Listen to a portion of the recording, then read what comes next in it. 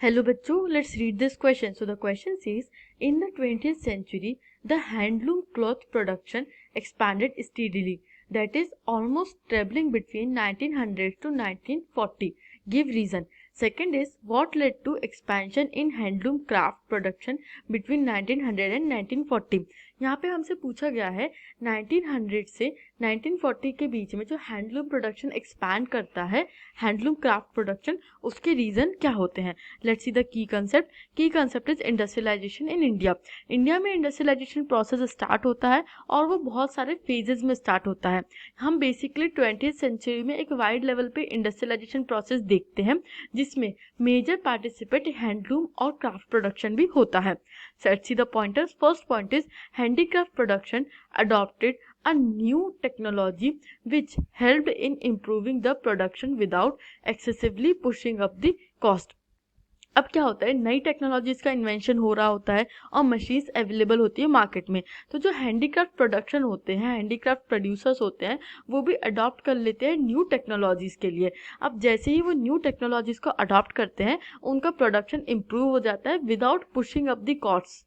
बिना कॉस्ट को बहुत ज़्यादा बढ़ाए उनका प्रोडक्शन बढ़ जाता है एक्सेसिवली मतलब बहुत ज़्यादा प्रोडक्शन बढ़ जाता है और कॉस्ट लगभग सेम ही रहता है.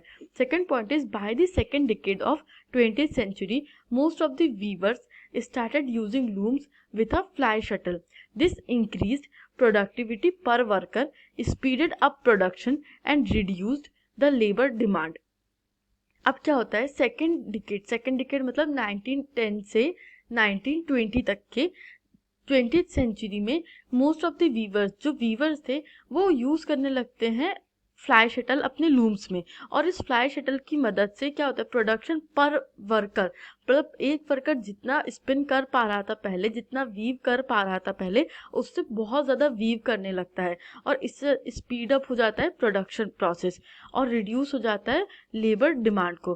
क्योंकि जो डिमांड होती है मार्केट में वो तो लिमिटेड होती है. अब एक वर्कर ज़्यादा प्रोड्यूस कर पा रहा है, इसलिए प्रोडक्शन बढ़ जाता है और लेबर डिमांड कम हो जाती है. और इससे हम देखते हैं कि जो हैंडीक्राफ्ट प्रोडक्शन होता है इंडिया में, वो भी एक्सपैंड करने लगता है.